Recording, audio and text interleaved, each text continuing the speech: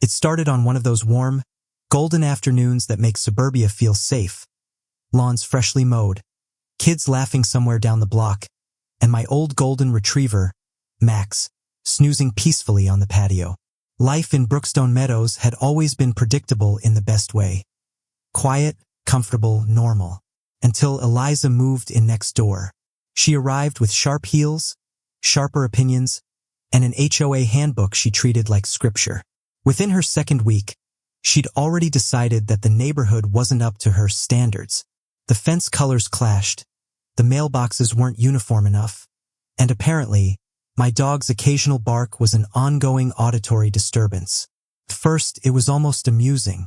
Max was 12 years old, gentle, slow-moving, the kind of dog who mostly communicated through sighs and tail wags. I didn't think she was serious when she approached me with her clipboard and her fake polite smile, insisting, "Several neighbors have expressed concerns about excessive animal noise." Several, of course, meant one, herself. The first written notice from the HOA arrived a week later. It accused me of violating Section 8C of the Brookstone Residential Code, maintenance of acceptable noise levels. It threatened escalating fines if I didn't rectify the situation. That was their word, rectify, as if Max's sleepy huffs were criminal activity.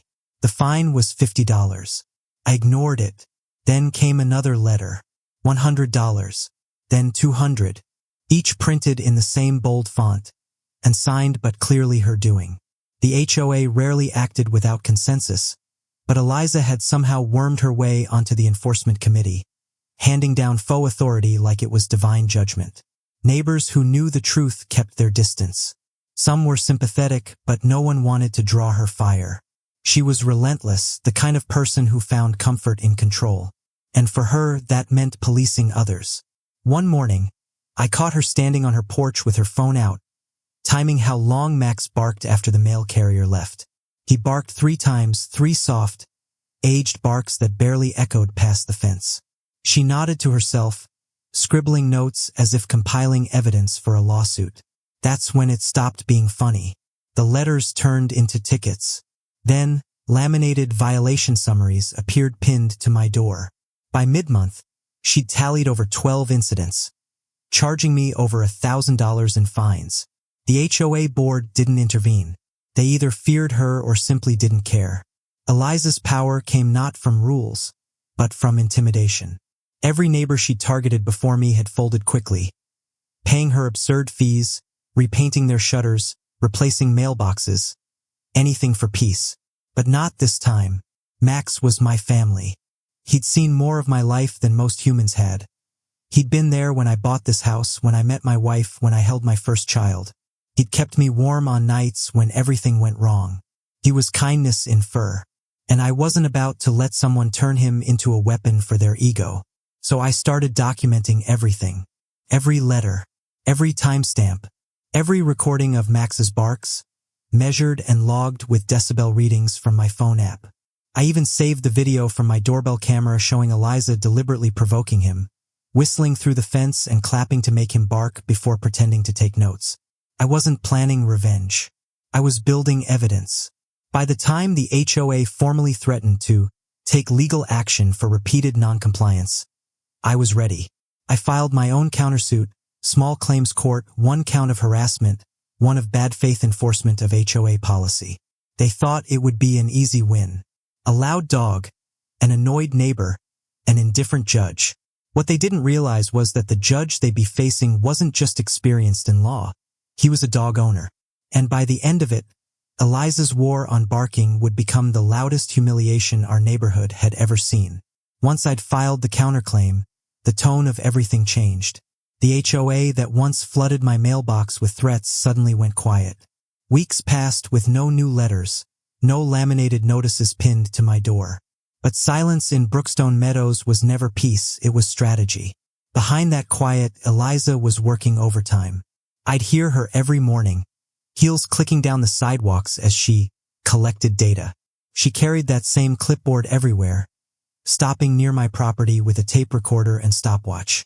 Every bark, every sound, she logged with the precision of someone documenting a criminal case. But she wasn't as clever as she thought. Because while she spent her days recording my dog, I spent mine recording her. The video footage from my doorbell camera built a story she'd never been smart enough to see forming. It showed her loitering near my fence at odd hours, 5 a.m., 9 p.m., even once after midnight. Sometimes she'd rattle the gate or drop something heavy on the sidewalk just to get Max to bark. Other times, she'd whisper things like, "Naughty dog," through the slats, smirking when he barked in defense. Each clip showed a deliberate act. Each noise provoked. I archived everything. USB drives, cloud backups, even a printed timeline that cross-referenced her incidents against the dates and times recorded on my doorbell files. Every document she filed with the HOA had a video counterpart proving her narrative false.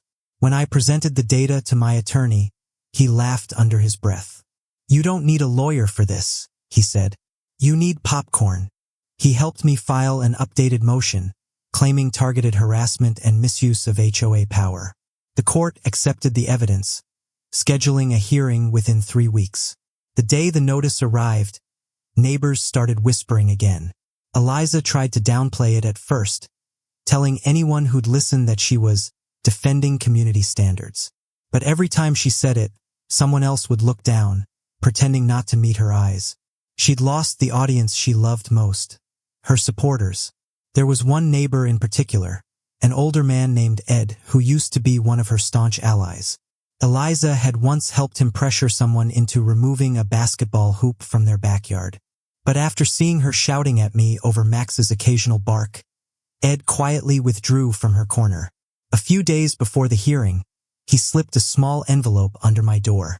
Inside were HOA memos, printed emails between her and the board, exposing how she'd bypassed proper voting procedures to issue fines unilaterally. It was the final piece of proof I needed. By the time we stepped into that courtroom, she wasn't facing a noise complaint anymore. She was facing her own hypocrisy. The morning of the hearing was crisp, almost calm. Small claims hearings never drew crowds, but this one was different. The case had become neighborhood legend. People camped outside the courthouse steps just to watch, clutching coffee and whispering gossip. Even the HOA president showed up, pale and nervous, clearly regretting letting Eliza turn petty power into a scandal. When the judge entered, his first words set the tone. "Let's settle this quickly. I don't like noise complaints taking up my mornings." He glanced at my paperwork, then at Eliza's spectacularly thick binder filled with handwritten notes.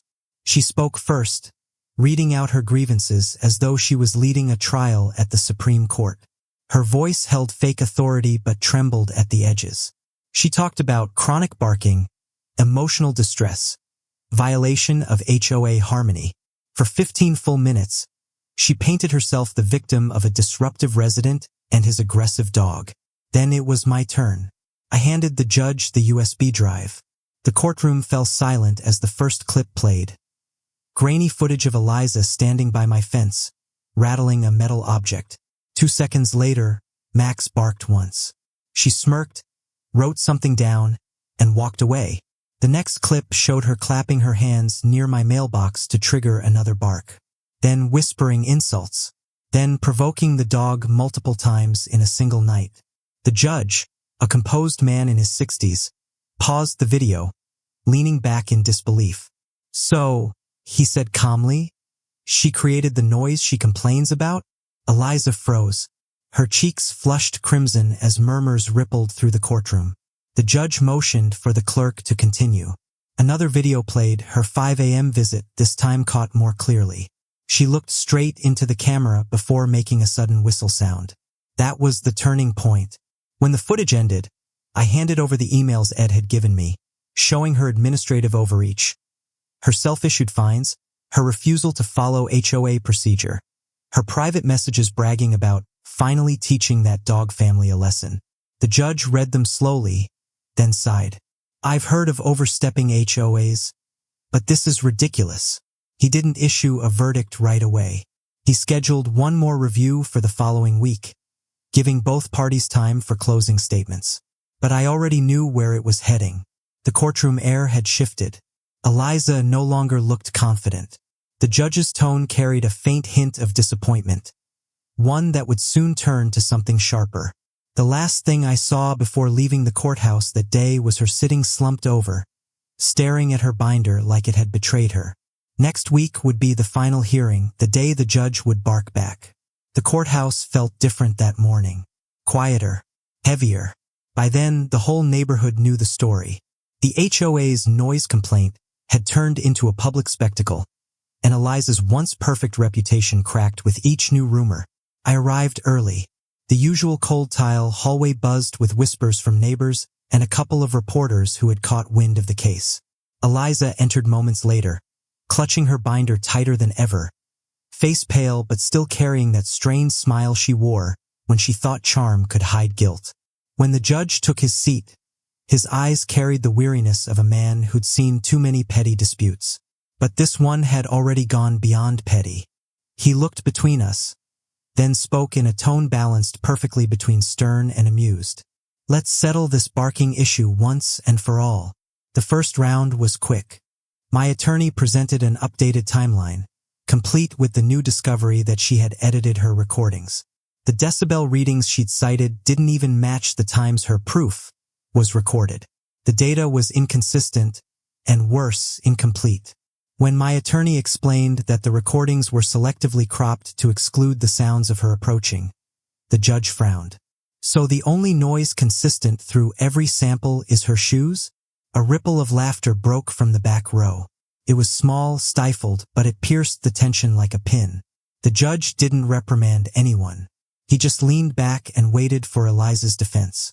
She launched into her usual performance, talking about community integrity and her duty to uphold standards. But her confidence wavered when he interrupted mid-sentence. "Ms. Green," he said, "is this about noise? Or about power?" That silence was the longest I'd ever heard in a courtroom. She stammered something about bylaws and consistency, repeating phrases that sounded rehearsed.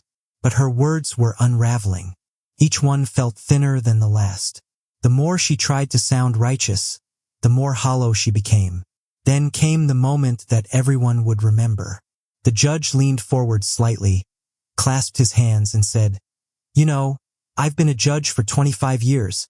I've heard people argue over property lines, HOA dues, even tree limbs.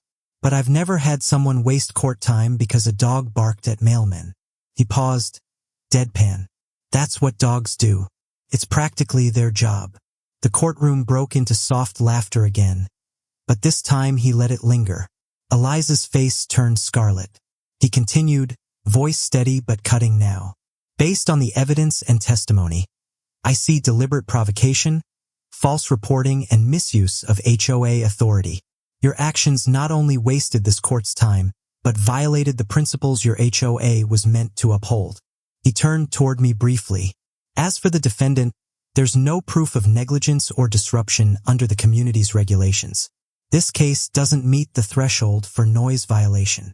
Then, with a final tap of his gavel, he ruled in my favor, ordering her to pay my filing fees, refund every fine issued, and submit a public apology retracting all accusations within 30 days.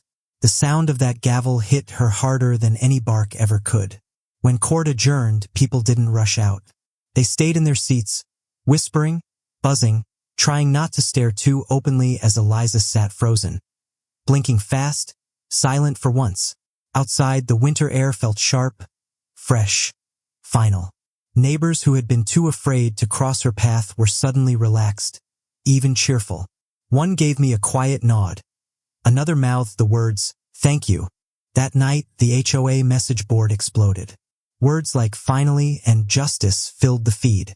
Screenshots of the court summary spread like wildfire, along with retellings of the judge's line.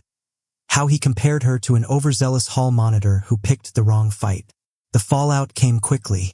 Within a week, she was forced to resign from the HOA committee. The board, desperate to save face, emailed residents promising revised procedures for fair enforcement. Everyone knew what that meant: damage control. But for Eliza, control was gone. She avoided eye contact, skipped meetings, and stopped walking her usual morning patrol. Her lawn, once meticulously clipped, began to sprout weeds. Power had been her entire identity, and now she had none left. Yet even with the ruling decided, something in me stayed uneasy, because humiliation isn't closure. Eliza wasn't someone who disappeared quietly, and as the storm subsided, I had a feeling the silence coming next wouldn't be simple. It would be her last attempt at revenge, a final push to claw back what she'd lost. After the verdict, quiet settled over Brookstone Meadows, but it wasn't peace. It was the kind of silence that happens when someone's pride is festering in secret. For the first time since she'd moved in, Eliza disappeared from the daily routine that had once defined her existence. No morning patrols, no clipboard, no polite smiles that hid sharpened teeth. For a few weeks, everything felt almost normal. Max enjoyed his naps undisturbed. Neighbors walked past one another with genuine smiles, and my mailbox stayed mercifully empty. It was the kind of calm that made you want to believe things were finally right. But people like Eliza don't fade quietly. They regroup. It started with whispers, small, untraceable comments spreading through the neighborhood forum. Fake profiles posting vague allegations about harassment and animal endangerment. Someone circulated a story claiming Max had bitten a child. Another rumor suggested I'd forged legal records and bribed the judge. It was like a ghost had returned with a keyboard. First, I ignored it. The victory in court was documented, signed, and sealed. Logic should have been enough to silence gossip. But logic has no place in the world of grudges. By week 3, her campaign escalated. Unmarked flyers appeared under doors, faux community alerts, reminding residents to be cautious of aggressive pets and irresponsible owners. The font was clean, the signature line blank, but anyone who looked closely saw traces of her tone. Overly formal, self-righteous, familiar. The intention was clear. If she couldn't beat me legally, she'd bury me socially. Neighbors grew uneasy again, caught between disbelief and fear. A few stopped waving. Others crossed the street when walking past my home. Max sensed it too, that sharp tension that humans pretend not to feel. His playful curiosity turned to nervous glances toward the fence whenever footsteps passed. Still, I kept my distance and waited. When someone fights through manipulation, there's only one way to defend. Let truth reveal itself. And truth has a way of finding daylight. It was Ed, the same older neighbor who'd once slipped me those HOM memos, who brought it all to light. One evening, he came by holding a stack of printed emails. Apparently, one of the board members, tired of her lies, had forwarded them to him anonymously. The messages were unmistakably hers. She had created the false forum posts, fabricated park complaints, even planned to contact animal control with fake reports of disturbance. Each email detailed strategy in chilling precision. She called it public correction, saying the neighborhood deserved to see how unstable he really is. But she made a mistake, the same kind she'd made in court. She sent those scheming emails using the HOA's shared administrative account. Every word was traceable. With that discovery, my patience ended. I took the evidence straight to the HOA board, what remained of it, and to the same court that had ruled weeks earlier. This time, I didn't argue for justice. I presented proof of defamation, harassment, and malicious intent. The HOA, already weary of her drama, turned against her completely. The president called an emergency meeting that packed the community hall to capacity. For the first time, the neighborhood wasn't silent. People demanded answers. When Eliza walked into that meeting, her usual confidence was gone. Murmurs chased her down the aisle like a gust. One by one, the board members read excerpts from her emails aloud for everyone to hear, her false accusations, her instructions to others to gently spread the word. Every phrase was arrogance in ink. When they finished, the room didn't erupt in anger. It just stared. That kind of collective disappointment is worse than yelling. It's recognition. She tried to deny it, of course. Tried to spin the narrative like she always did. Taken out of context. Misunderstood intentions. But you can't fight what's written in your own words. By the end of that night, the board officially expelled her. Permanently. She was barred from ever holding any position or filing HOA complaints again. The following morning, She sold her house. Rumor had it she moved 2 towns over, somewhere new where nobody recognized her reputation. But in an age of internet memory, she couldn't escape it completely. Screenshots of her emails, the judge's ruling, and even snippets from the hearing spread across local homeowner forums. She became a digital cautionary tale, the woman who turned a noise complaint into self-destruction. As the weeks passed, the silence returned again. This time it felt clean, real. No rumors, no complaints, no eyes watching behind curtains. Max's soft barking no longer echoed as defiance but as comfort. A sound of normal life restored in a community that had learned something about control and the cruelty hiding behind bureaucracy. But one small twist was still waiting. The story of how the judge's verdict became more than a local embarrassment. Because when a case makes people laugh for all the right reasons, it doesn't stay small. It goes viral. And Eliza's name was about to reach far more than just the people of Brookstone Meadows. Started quietly, the way all strange things do. Someone from the courtroom, maybe a clerk, maybe a resident in attendance, uploaded a short video clip to social media. It was only 15 seconds long, grainy, and a little shaky, but it captured the moment perfectly. The camera showed Eliza mid-speech, rambling about community noise disruption, when the judge interrupted her with his now famous line, "That's what dogs do. It's practically their job." Then came the laughter, then the final tap of his gavel. Within 24 hours, it had 2 million views. By the end of the week, 10 million. People loved everything about it. The absurdity, the humor, the sharp justice of it all. The video's caption read, "Judge defends a dog in court. HOA president loses it." Comment sections overflowed with stories from other homeowners who'd fought similar battles. Honestly, it was surreal watching what had once been my nightmare turn into the internet's feel-good headline. Local news stations replayed it endlessly, cutting together segments about petty power gone wrong. National morning shows featured the clip under lighthearted banner titles like "Courtroom Karma Strikes Again." Even a few legal channels broke it down frame by frame, praising the judge's calm dismantling of abusive authority behavior.